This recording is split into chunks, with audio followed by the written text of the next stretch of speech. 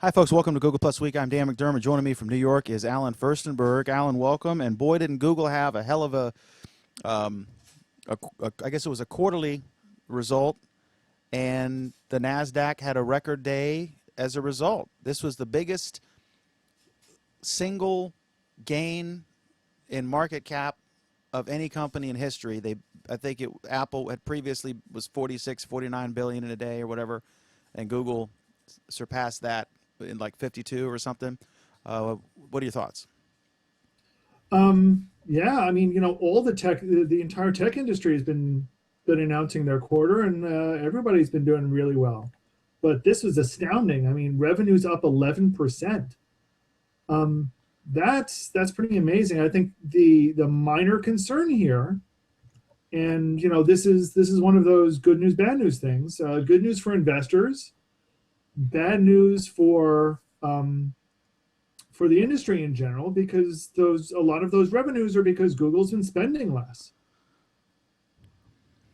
So Um, they've been keeping a higher control on their costs, and we've seen some of that. well, we're hearing Google's mobile's growing like crazy. I think one of the things we had, I don't know if you have it this show or not, but now in many countries, Google is used more on mobile than on desktop. So, and I've heard that you can't make as much money on mobile, that the mobile ads don't work, they suck. Everyone's lamenting that. I guess they're going to fix that or try to.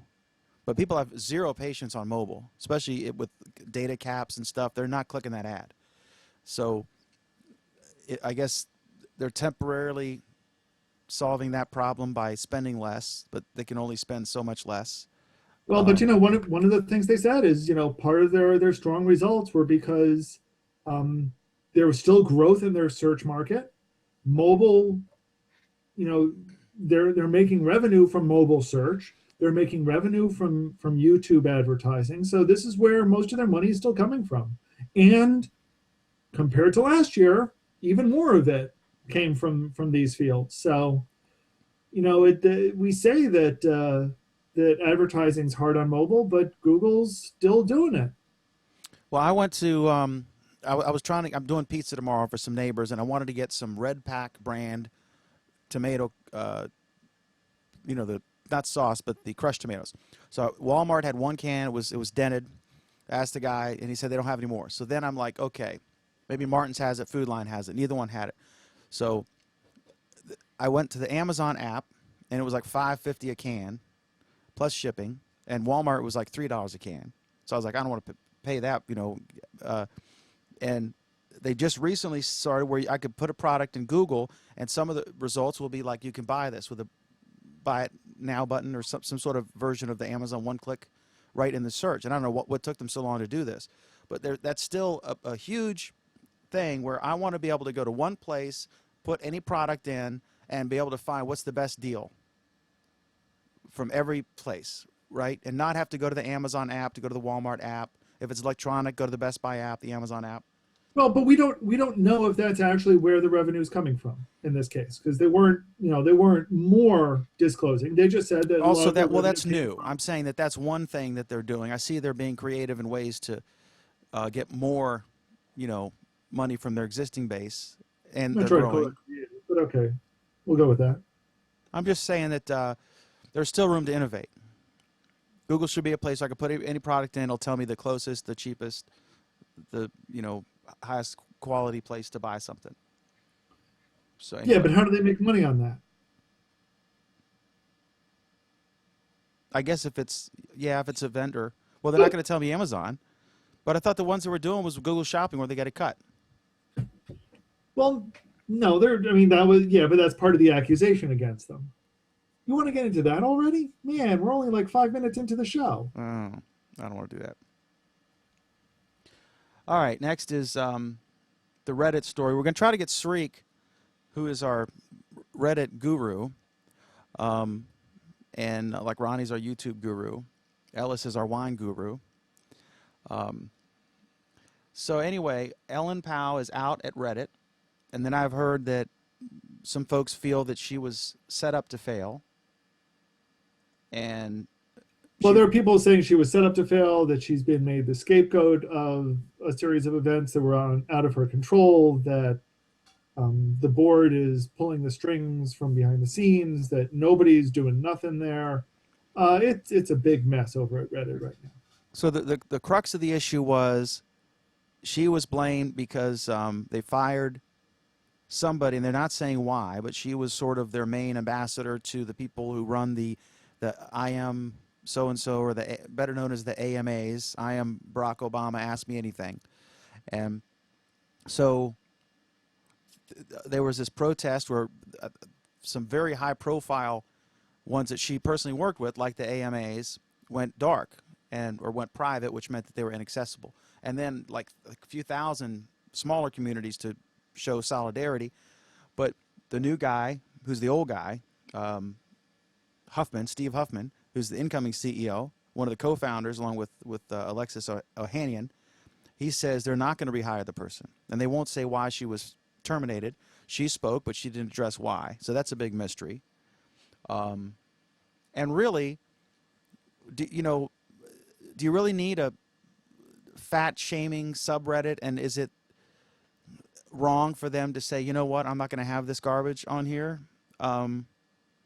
I mean, the First Amendment, there are limits. You're muted. Well, two things. I mean, One, there this aren't is not a limits on the First issue, Amendment, but there are limits on what you have to tolerate in your playground. Well, but here's the thing. This is one of the beauties of systems like this, is that you're right. You don't have to tolerate things that you don't want to see, and you put them elsewhere. They're elsewhere. They're out of your view. You don't care if they're there or not. I think Reddit has a problem, though, in promoting the fact that it was free speech on the internet. There are consequences when you say you're free speech, and that means there are some very, very, very distasteful things that come along with that. The answer is you say, okay, we're not going to be free speech on the internet. And now you are faced with questions like, okay, so what does that mean? Does it mean you now censor the word breast? Because you're going to get a hell of a lot of people pissed off at you if you do. Well, that's a pretty innocuous example. What about? But no, Dan. But here's the thing. Remember, once upon a time, AOL, in an effort to create a friendly environment for everyone, censored the word breast. I remember that's a famous story. Survivors got pissed off. But let's talk about creep shots, where people will surreptitiously take a shot, up someone's skirt while they're in line at the grocery store. You don't need to. I think it's disgusting. What about the underage? I don't know what they called it, but it was pictures of hot underage chicks, like in a bikini, and they deliberately wanted underage chicks, so it wasn't illegal. But the creep shots and the racist ones. I mean, should this? So you're saying that if it's, as long as it's legal, even if it's like Nazis getting together, talk about how much they hate everyone. That's not what I'm saying. What I'm saying, though, is that when you start saying things like that, you need to draw a line somewhere. And sometimes where you choose to draw the line can be a problem. You're going to piss people off, sure. It's not just you're going to piss people off. It's more than that. It starts speaking to what are you building here? What is your company building here? Because remember, Reddit's a company. They're out to make money. Well, that's arguable. Apparently they're not making any money. Whether they are or not's another question, but that's what they're out to do. They didn't do this as a charity. Yeah, but they're so beholden to, we're not going to overload it with ads. I'd throw a freaking column of ads down there so quick. If they don't and like, everyone would leave. Huh? And everyone would leave. I doubt it. Tell them you can pay $5 a month for no ads, or you can deal with 3 Google ads on the right, because it's not, people are used to that, and so, and the people who care will have ad blockers. You'll still make some money. Dan, the site nearly shut down, almost closed up permanently, when a bunch of people took major communities private. And you don't think they're going to get pissed off if you overload the damn place with ads? Okay, putting a couple ads on the right and you overloading said, run it down the entire column. everywhere. autoplay video, pop up, banner, multiple autoplay videos simultaneously. 30-second pre-roll before you get to each comment. No, I'm not going to do that. That's any right-wing site does that. The left-wing sites aren't as bad. I don't know why. There's all right. an NPR joke in there somewhere. I doubt it. So Ellen Powell, she comes out fairly well on this, because if she had, she kind of can't criticize her employer, right? Because she just sued her previous employer. So if she has another falling out, well, obviously getting fired is a falling out. But if she trashed them, she would look like I can't see anyone hiring her. You know what I mean? Because then it's like 0-2. Come on, some of the biggest CEOs have had a string of failures. No, I mean, if it's like she keeps turning on her employers. The first one she sued because they said sexual harassment or discriminate, whatever it was, and then she lost in court. And then if she had done something similar or like publicly trashed them, the people would be, I'd be afraid to hire this person. She's lawsuit happy. I don't know. So she's behaving herself. She's being nice. All right, so anyway. Okay, so this next one, just to FYI, the link is weird. It's a link about, it's an interview, or it's about a guy who wrote a book about Elon Musk. But if you go down there, the second to last topic, the second paragraph, he says, I'm in Mountain View. I'll show these guys here. I'm in Mountain View, so I'm in the robot car's test track, really. I saw a Google car the other day that was freaking out. We totally had to treat it like a drunk driver. It kept putting on the right blinker to go in the right lane, then halfway across would swerve back. Half of the car didn't want to go. So I thought that was just an amusing anecdotal story. Well, from one okay, guy. but it goes well with the next story. And then the next story is a more positive view. And it's accurate, right? I assume both of these are accurate. Google's self-driving cars crash surprisingly often, but it's not their fault. So what's this about? Well, actually, that and the most recent one is that they made an announcement today that some people actually did get hurt because of in a driverless car. They were rear-ended, right? The They Google were car. rear-ended, and the 3 Google engineers that were in the car were treated for whiplash and released. And the guy that crashed into them was treated for whiplash and released. But it was the Google car was in driverless mode, so it was autonomous. It stopped at a light because there were 2 cars ahead of it that had stopped. And apparently the driver behind them didn't stop in time and rear-ended them at 17 miles an hour. So 4 injuries at 17 miles an hour? Seriously? You sudden stop, you're ramming forward, from a stop to a force of 17 miles per hour. That's whiplash. I mean, it's not, major trauma,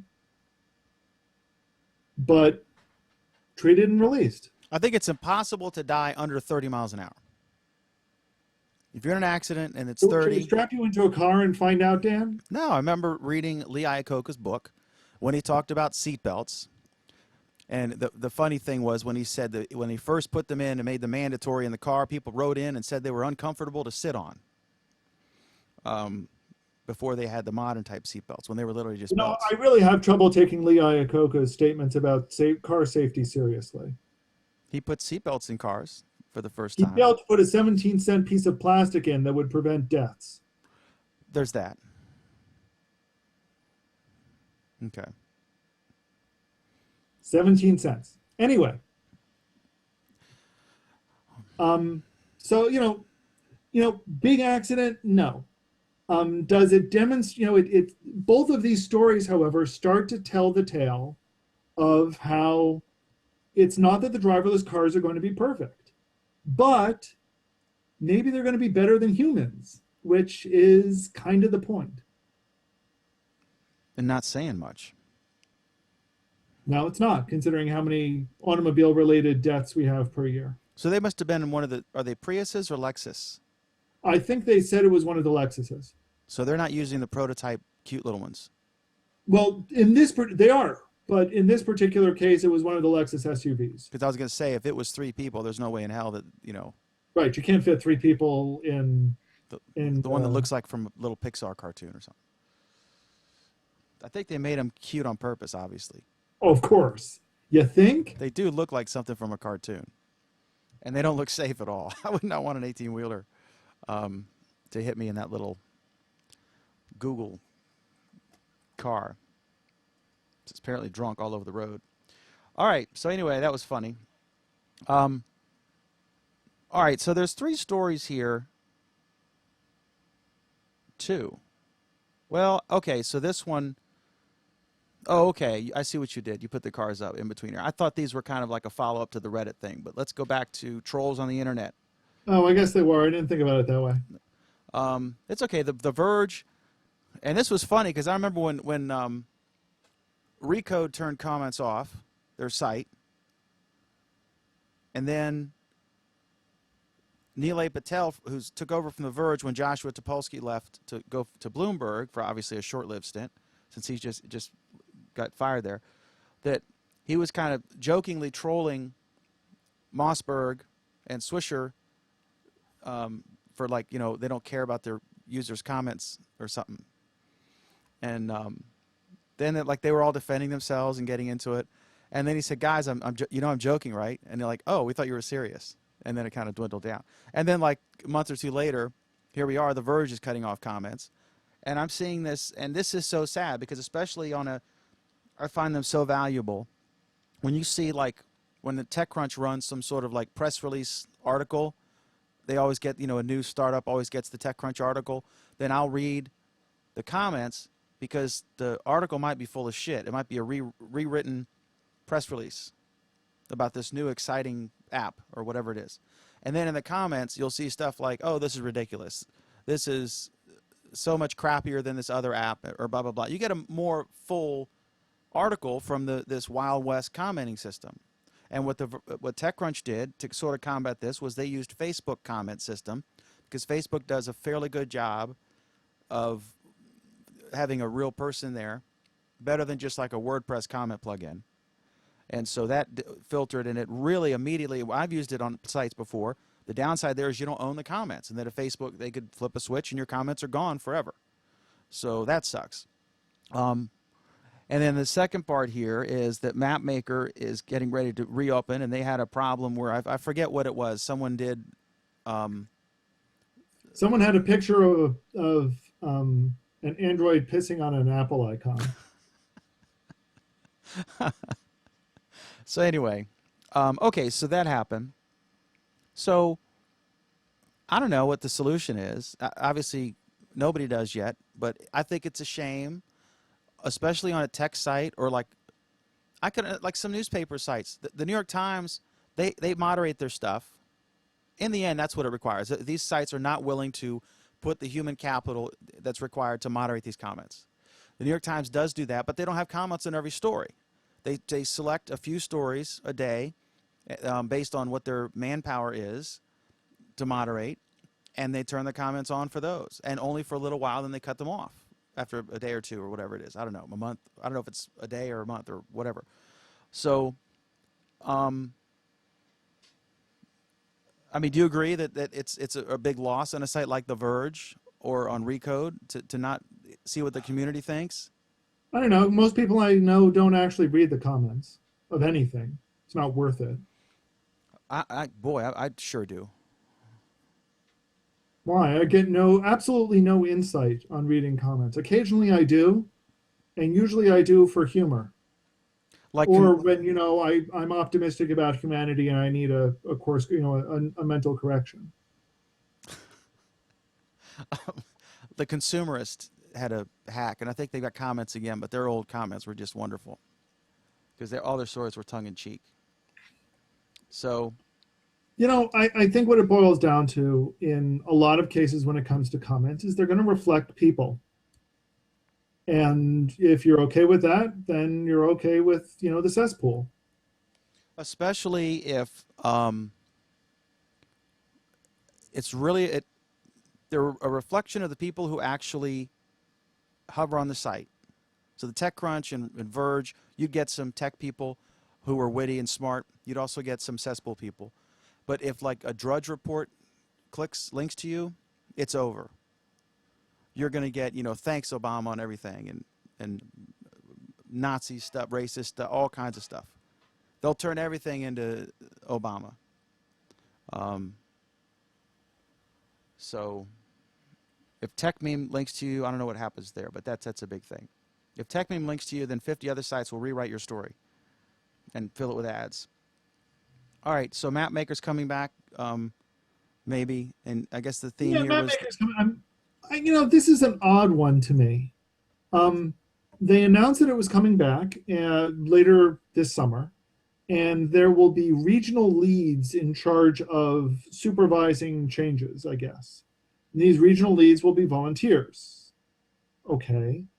This sounds a lot like what we had before, I thought. So it's not clear to me how this is actually going to improve anything. Maybe it will. I'm not a heavy user of MapMaker. I've used it a couple of times. When I did, I faced several days of a person constantly rejecting my change until I finally said, look, I know the terrain. I live here. So I don't know. It's not clear to me what this regional leads thing is actually going to bring about. That was different from what we had before, which worked so well. excellent. Speaking of comments, if you'd like to comment, you're more than welcome to comment.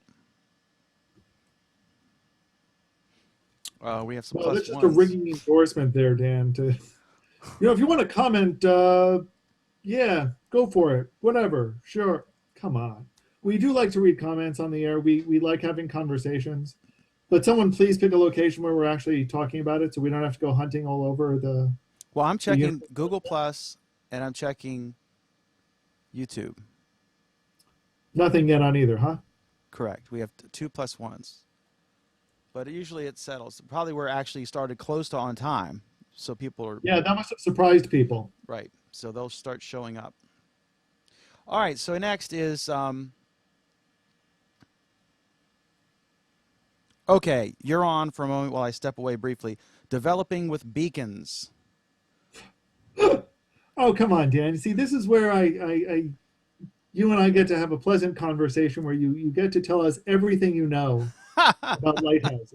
Well, let me just take a step back. See, Pascal was invented to teach people how to code. Dan, when you say take a step back, I'm now picturing you in front of a lighthouse, trying to take a picture of it, and you take a step back, you take a step back, and then you take another step back, and you fall off. So I think there's some new shit from GBasic and Turbo Pascal 6.0, and then there was a few others, and then now we have Beacon. So tell us what Beacon is. So what beacons are, most people are probably vaguely familiar with Apple's iBeacon, which is basically a protocol where these tiny little devices, about that big, or they can be about that big, are just constantly sending out a very tiny bit of information, just a unique identifier, basically. And you've got an app on your phone that gets this info, that is using Bluetooth Low Energy, picks it up, and says, okay, based on this information, here's approximately where I must be. That could be, I am outside a mall. I'm outside a particular store. I am approaching a bus stop, a particular bus stop. My bus is approaching a bus stop. So these are all the sorts of things that beacons can do. So what they're good for is very, very, very localized information. So while GPS may get you down to tens of feet, a beacon will let you locate yourself within a few feet. Apple introduced iBeacon about 2 years ago. Google has had some open specifications for beacon-like stuff for the past year or so. And with this, they're releasing a very, very full-fledged set of beacon tools. And these range from a beacon protocol known as Eddystone. Eddystone is an open source specification, so it's wide open. Anybody is allowed to use it. It provides a number of additional features over what the iBeacon does. iBeacon has a very particular registry requirement. Eddystone includes that registration requirement, but also has it so that if you just want an open specification, there is an open way that you can advertise things without having to go through a central authority. There's a wide variety of different addressing modes, including what they call the physical web mode. So what they're doing with Eddystone is great. In addition to this, and it's fully compatible, it's fully side compatible with iBeacon. So what a lot of the beacon manufacturers are doing is they're selling these devices that send out iBeacon stuff, send out Eddystone stuff. It's great. You can do whatever you want with it. In addition to this, however, they've also released what they're calling for Android is the Nearby API. And with this API does a lot of things. It's not just beacon related. But on the beacon side of it, what it's doing is it now creates a very simple API interface for application developers to listen for and react to beacons. So now if I'm, for example, writing an application that will tell me when my luggage is about to land on the airport carousel and I've got a beacon in my luggage, I can write it. And I can write it very easily. If I want to write an application that will, when I approach a bus stop, will tell me how long until the next bus arrives, I can do that. So these are very, very simple ways that we can now register for beacon information. I got to tell you, that is the best explanation of beacons I've ever heard. Well, then you didn't watch the video that I posted because Timothy Jordan did it much better than I did. Only because I got here late. We have our first comment from Sai, who says, no comment.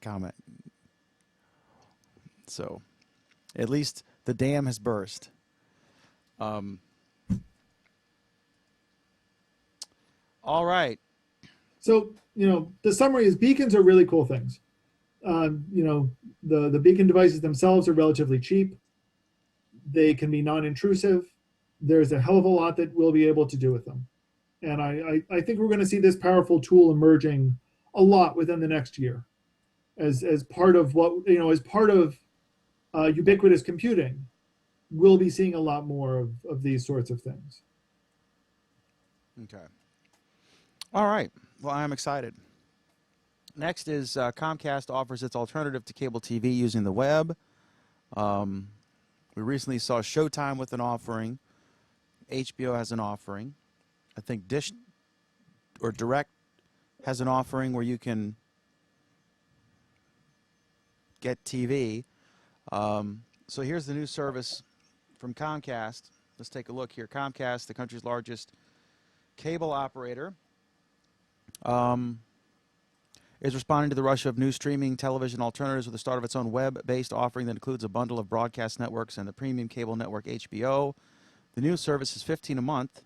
So I tell you, it's dumb not to get this because I'm paying $14.99 a month just for HBO.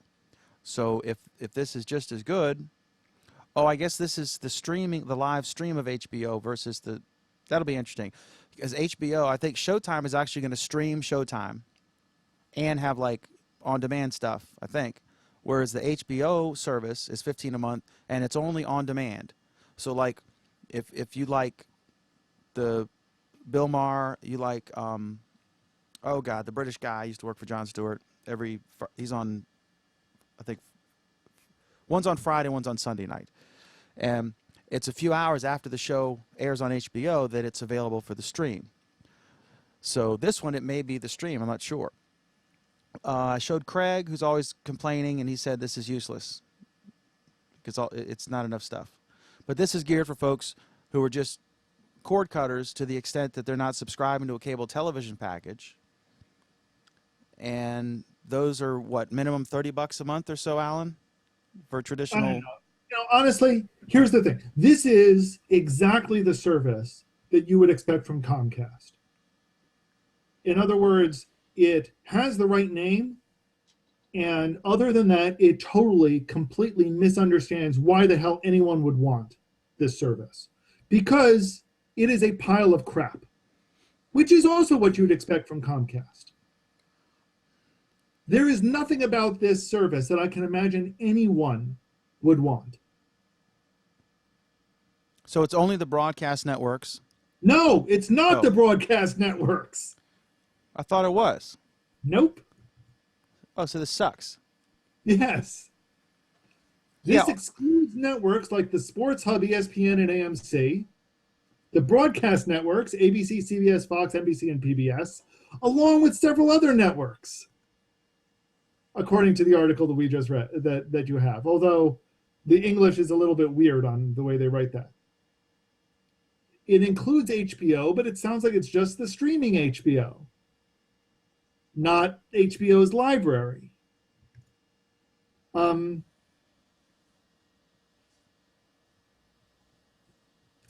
right, It so only no will cable stream- beyond it- HBO. Yeah, sports, ESPN, AMC. Yeah. It will only stream to your home, so you're not going to be able to get it when you're on the go. It will only stream to your mobile device, and it will not offer a cast to the TV. So Yeah, this is bullshit. This sucks.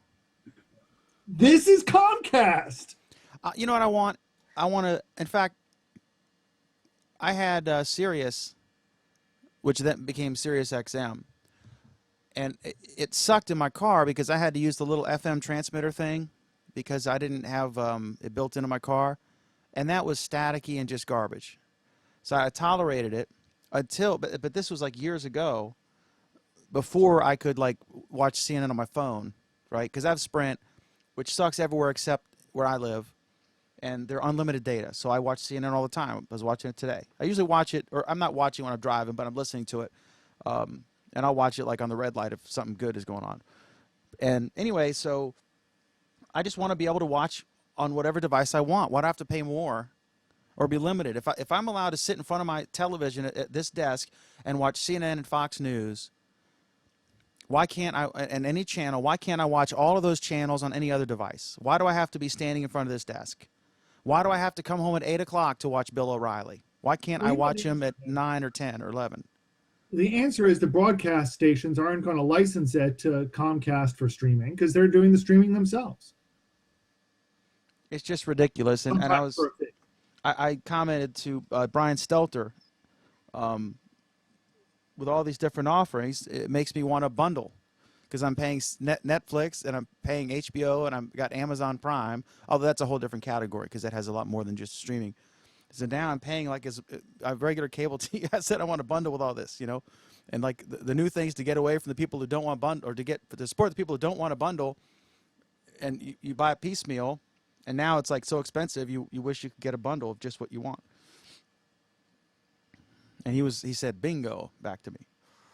So okay, so Comcast still sucks, in case anyone was curious.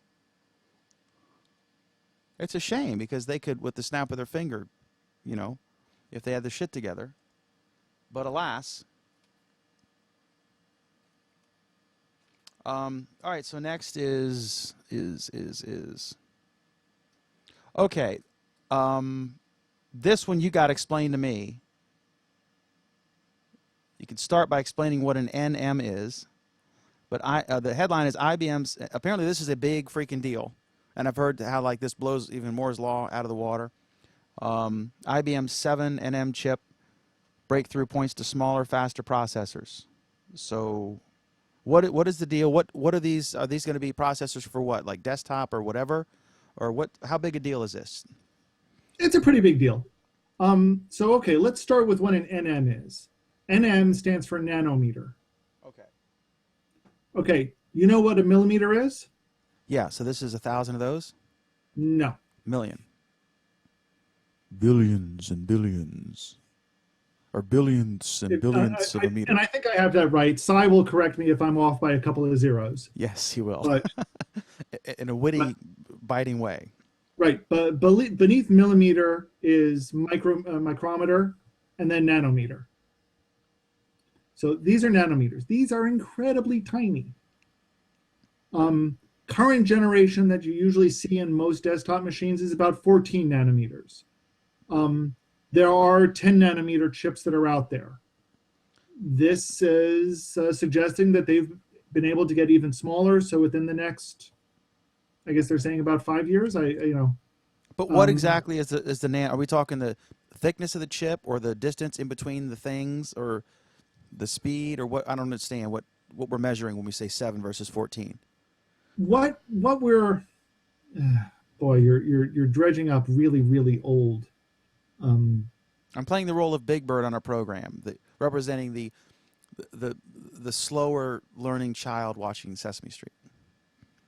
This is basically, if I remember correctly, and once again, I'm sure that Cy will correct me when I'm wrong. What this basically talks about is how closely you can etch a silicon chip. So you can, if you think about what transistor, the size of a transistor. This is basically saying you can now get it down to about 7 nanometers, whereas before we can get them down to about 14 nanometers. A transistor, basically, it's a giant, monstrous circuit board crunched into this little tiny thing, right? I love how you say monstrous circuit board when these are replacing vacuum tubes, which are even more monstrous. Which I remember. But it's switches. It gets down to binary Right. switches, and it's billions and billions They're or whatever. switches. They're switches. And the revolution of the transistor was that you'd be able, they were able to make, these large tubes fairly small. The brilliancy of the integrated circuit is that they were able to make them even smaller and then pack a bunch of them onto a single device without having to physically make them and stick them there. They're basically etching silicon instead of embedding things onto a circuit board. Like that a was record player, kind of? What was that? Like vinyl records, sort of? Yeah, we'll go with that. But they're etching it with metal, right? Well, they're etching metal. I mean, that's what silicon, it's, think of it more like etching glass on a really tiny level. So what is the advantage? What's the big deal? This means you can pack more into a smaller, less geography? It means you can pack more into less geography. It means it's faster because it doesn't have to travel as far. And you think, okay, 7 nanometers, or, we're talking nanometers. It's not that far. Especially the speed of electricity is the speed of light, isn't it?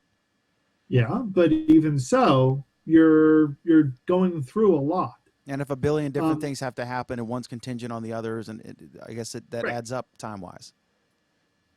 And it's not because you do have resistance factors. It also probably means that you've got, when you eliminate resistance, when you lower the distance, it also means that you now have less sources of heat. So although you're packing them in together more, and that might generate more heat, the fact that they are don't have to travel as far means that you're now generating some less heat. So you've got some efficiencies there as well. Okay. So is this something like by 2030 we'll see it, or 2022, or do we know? And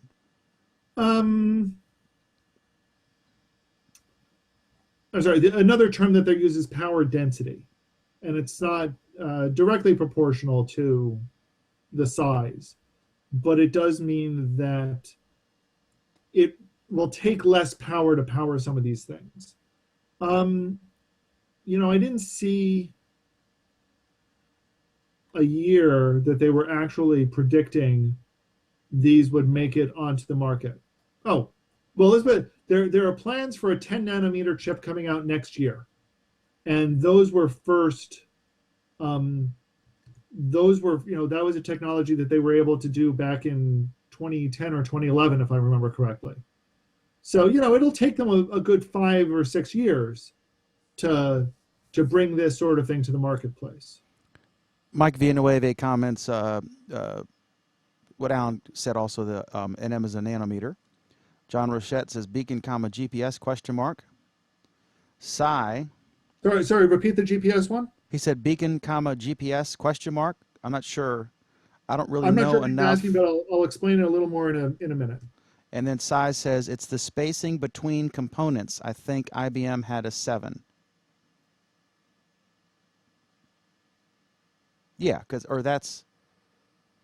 that's what we're talking about, Si. yeah. They had a 7, and it was the breakthrough previously was 14. And hadn't they gotten to the point where they were saying this is pretty much it? Well, we're not. they always say no. What they're saying is what they've said actually. No one will ever need more than 10 megabytes. No, they've never. That's not what they're saying. They're saying they weren't sure that they had the technology to get smaller than 14, but then they broke, or smaller than 10, but then they broke that barrier in the past, and they keep working on it. The whole, the actual argument about them defeating Moore's law is that this is actually a bigger jump than what Moore's law would have predicted. Yeah, they said it was like shattering Moore's law or whatever. And there were concerns in the past about how Moore's law was actually going to be slowing down. As for the question, are we done with this? So I can answer the Sure. beacon question? Sure. So as for how beacons compare to GPS, I think, again, if you think of GPS, will get you a resolution within about, I believe it's now within about 50 feet or within about 20 feet.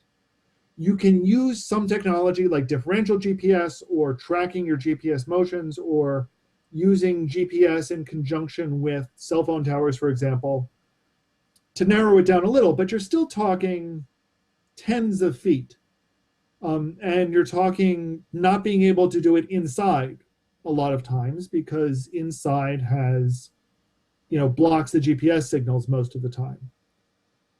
Try using GPS in Manhattan, for example, and even outside it's a problem because the tall buildings block it often. What beacons do is instead they take a slightly different approach. They are not meant to have a wide range. They're using Bluetooth low energy, so they're meant for a very small range, on the order of meters. If you get more than a few meters away from one of these beacons, you're not going to hear it. Your device just isn't going to pick it up. The closer you get to it, the stronger it gets, and there's information contained in it that lets you know how strong the signal was when it started out, and so you can measure it when you get it. So you can get some rough ideas. I know people who are using beacons to try to do very precise triangulation within a building because they're not radiating very far, so you can get some fairly good ideas based on the signal strength of each one. Not perfect. Still a long way to go, but we're getting there.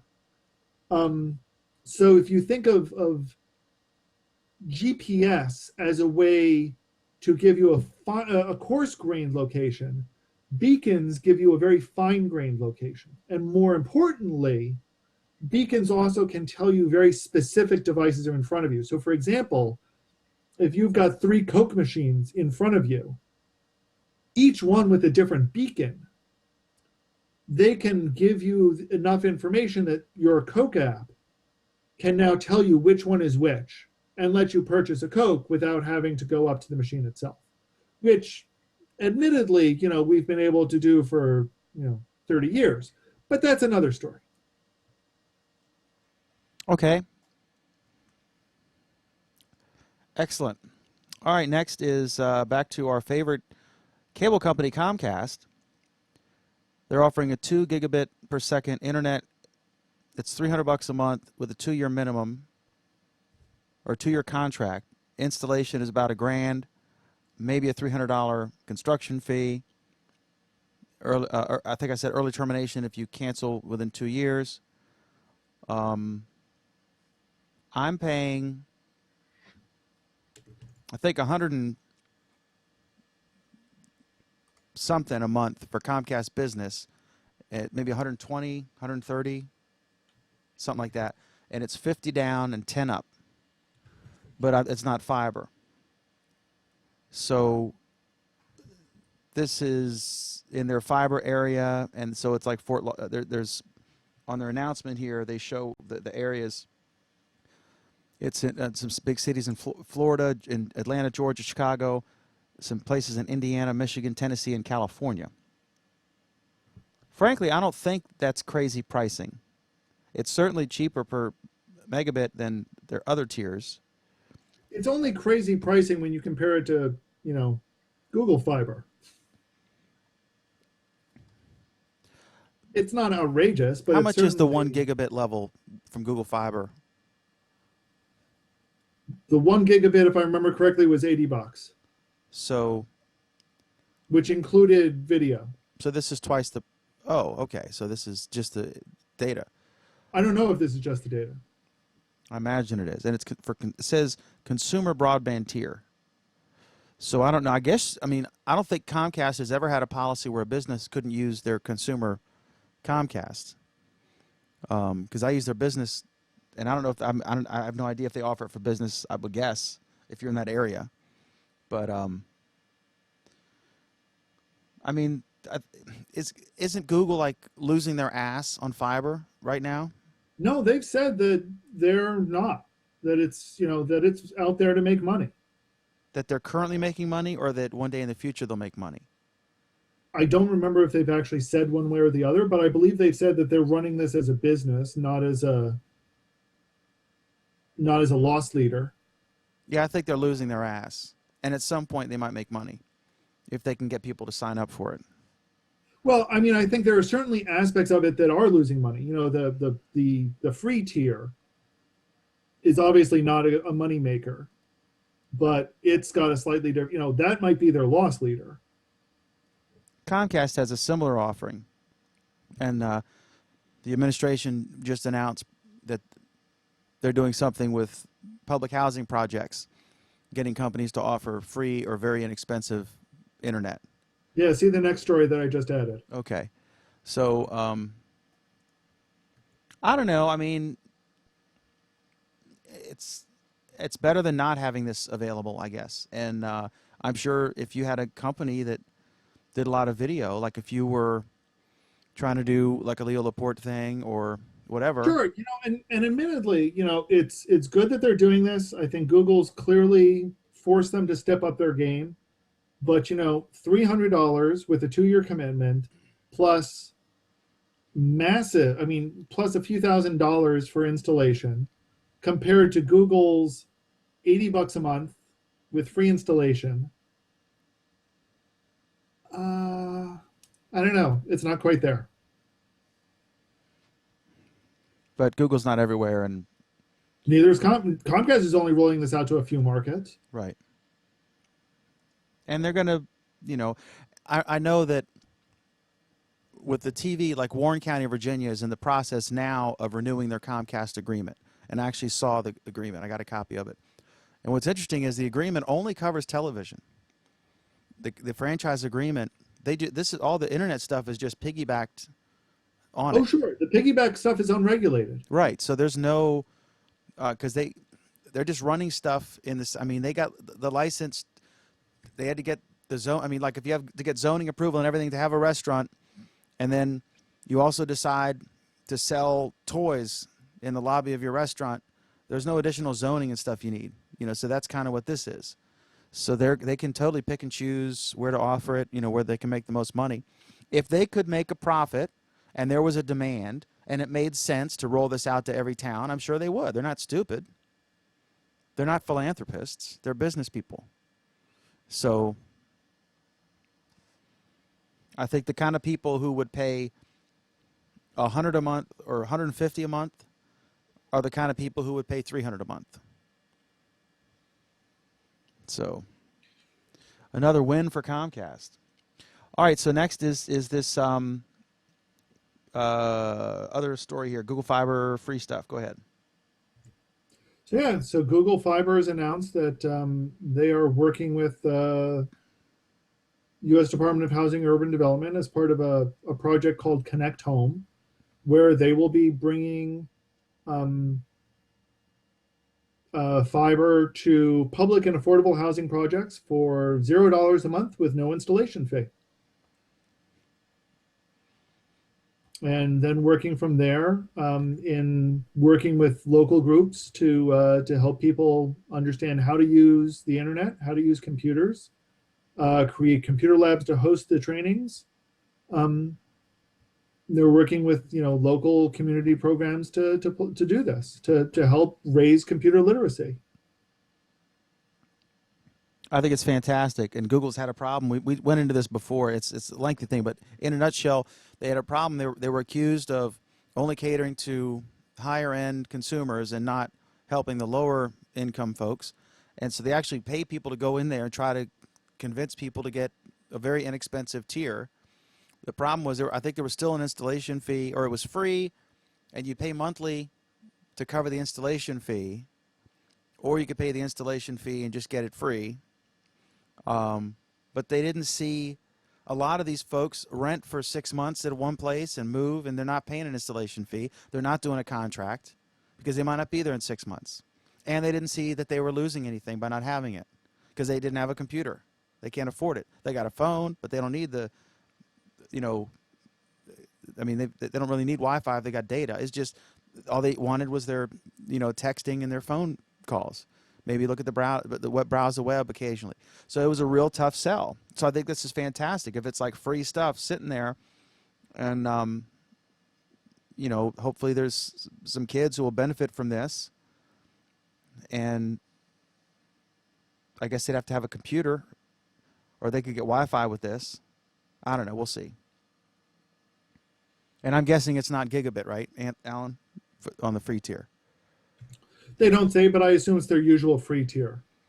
Is this going to become moot because a lot of these folks are mobile only, especially younger ones? I don't think it'll become moot because what this will do is it'll give them the faster, even on mobile devices, it gives them the faster web when in nearby Wi-Fi. I assume that it would also include Wi-Fi at these locations. If LTE was rolled out everywhere and you had really high or unlimited data. LTE is still slower than Wi-Fi. Okay. We're going to need the next generation of cellular to be faster than the current generation of Wi-Fi, and Wi-Fi is speeding up too. How fast is 2 gigabits compared to, say, opening a document or some file on my local hard drive? You're asking if that's okay compared to, I don't know. Okay. Somebody figure that out for us. It's still dramatically slower than accessing a local hard drive, right? Probably. I would think. Probably. Okay, so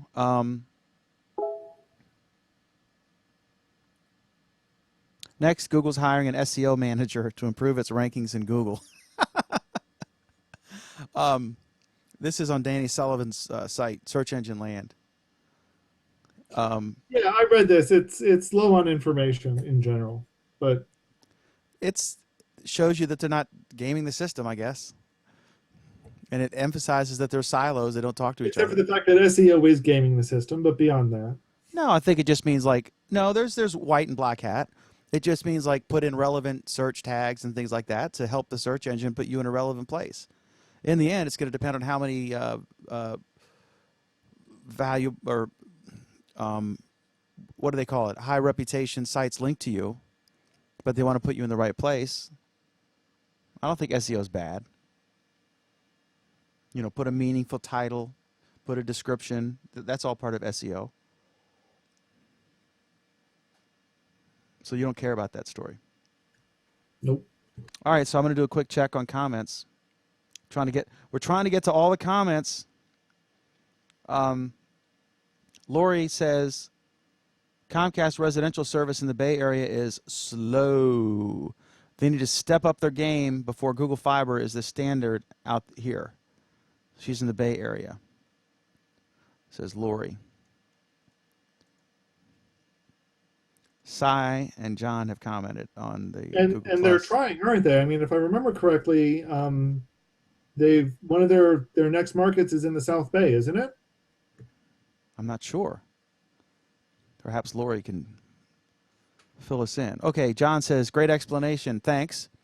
Cy says, Google is slyly creating new users to advertise to, not just with this, but also with Loon.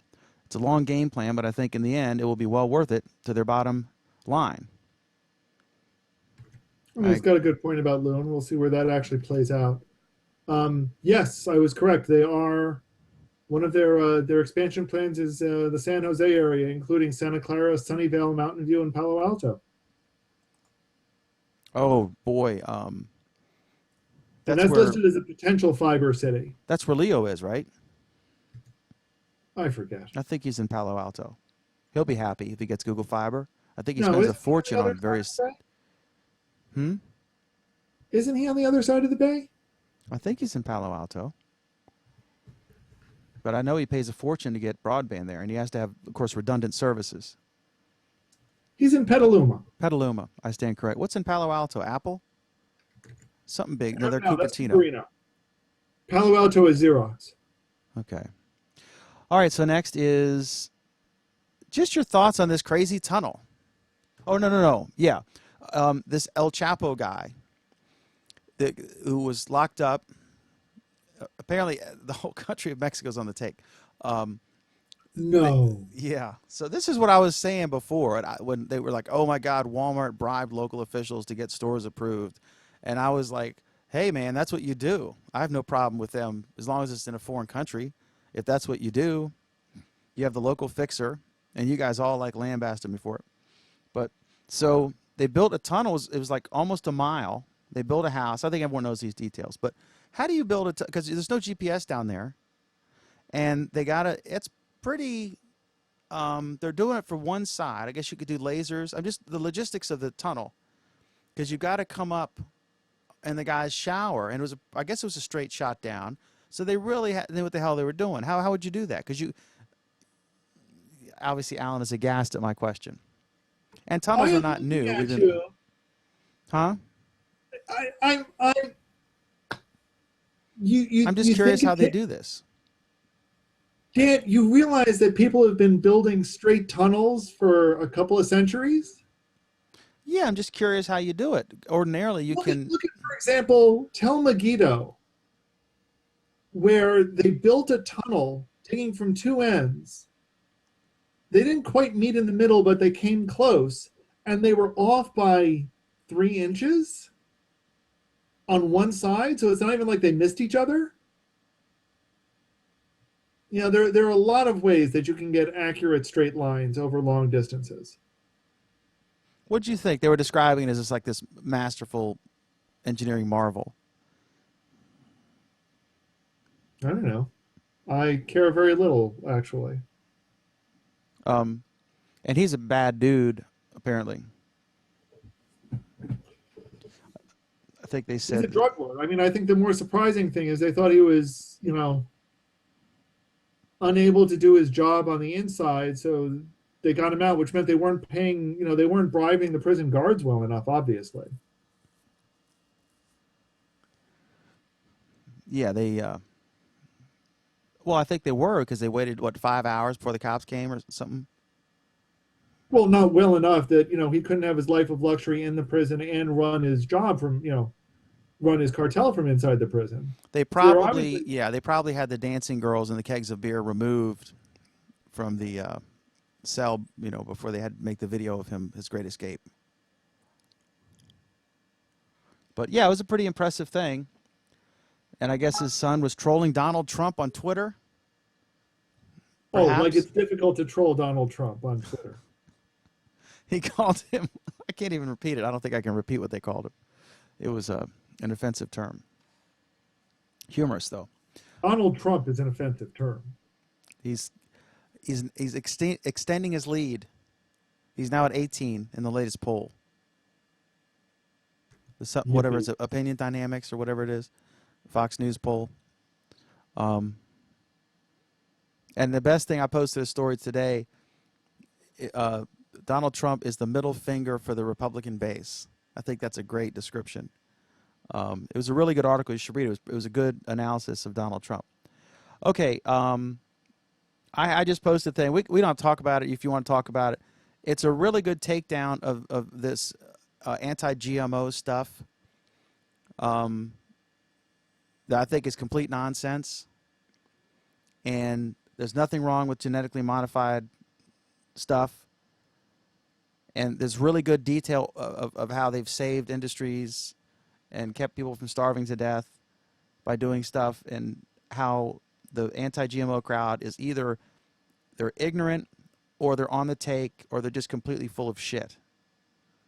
And there's no evidence that there's anything wrong with it, and that Chipotle is stupid, and it's just as bad as this, I forget what her name is, that stupid food blogger, The Food Babe. Food Babe, who now Subway is going to remove this thing and make their sub rolls less good because she said they use a chemical from yoga mats in your sub rolls, which is as stupid as saying this food is inedible. They're using snow removal chemicals No, no, in no, this, no. salt. You want the good comparison? Sure. Sure. The good comparison is that you consume things every single day. In fact, every single American is consuming substances every single day that are a crucial component in a nuclear power plant. What is that? Water? Dihydrogen monoxide, yes. Right. And you could call it that, which sounds way scarier than water. Because it's a chemical. Here's Yeah, water's a chemical. chemicals are dangerous, don't you know? Just like food is a drug, right? The I am not a big fan of some of the major GMO companies, but by and large, GMOs are themselves safe and beneficial. One of the things that we in the U.S. forget is that back in the 60s, one of the big conversations at the time was talking about how we were essentially facing a food crisis in the 60s. We were a lot of people were very concerned about the fact that there was no way that that the U.S. would be able to feed its own population.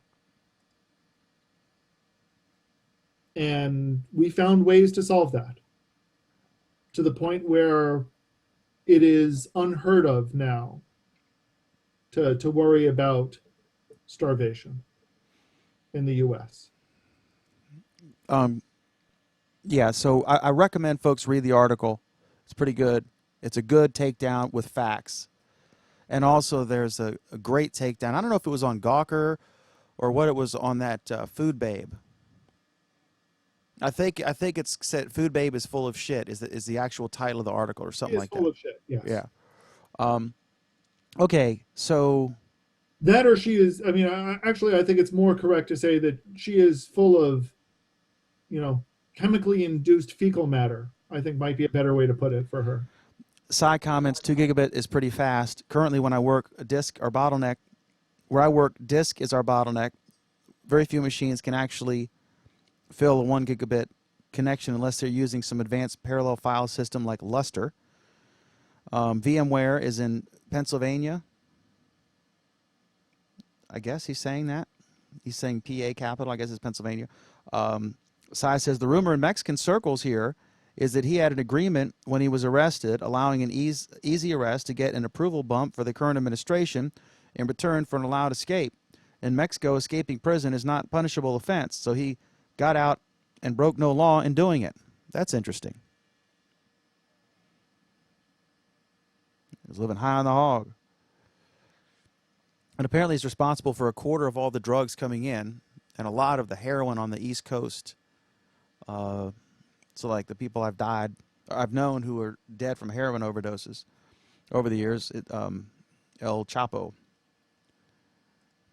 is responsible. And Lori says, yeah, it is North Bay for Leo. It confirms, yeah, the fiber's going to San Jose and that there's no fiber up there. I guess she means where where Leo is. Okay, so Amazon had a Prime Day, and it was pretty funny. Some of the stories I said, Prime Day is great if you love cleaning your house.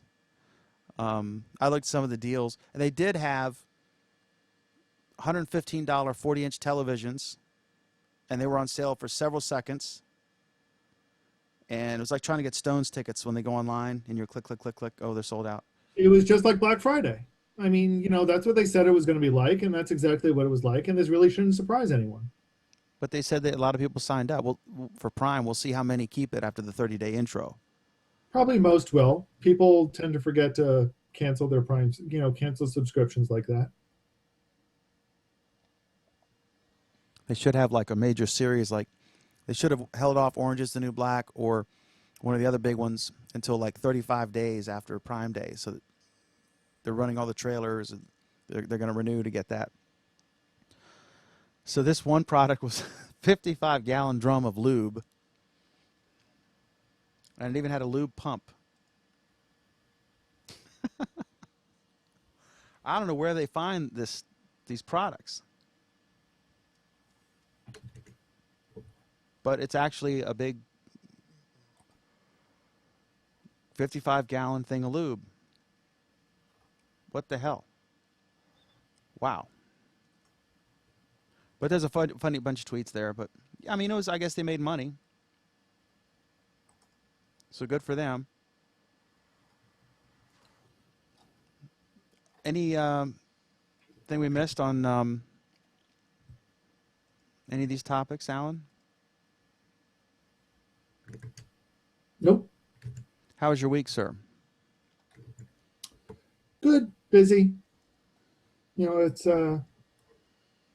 getting some stuff done for my clients, looking into some new programming projects, but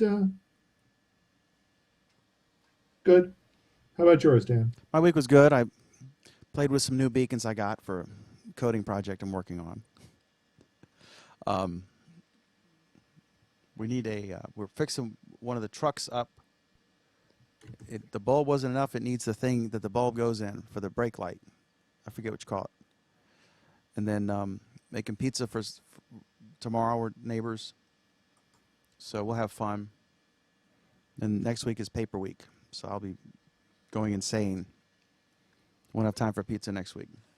So anyway, thanks, folks. This program is Google Plus Week. It is every Friday at around 8:30 p.m. Eastern Time, 5:30 p.m. Pacific, 8:30 Eastern, 5:30 p.m. Pacific. We appreciate you watching. We love your comments. You can comment afterward. We'll see them.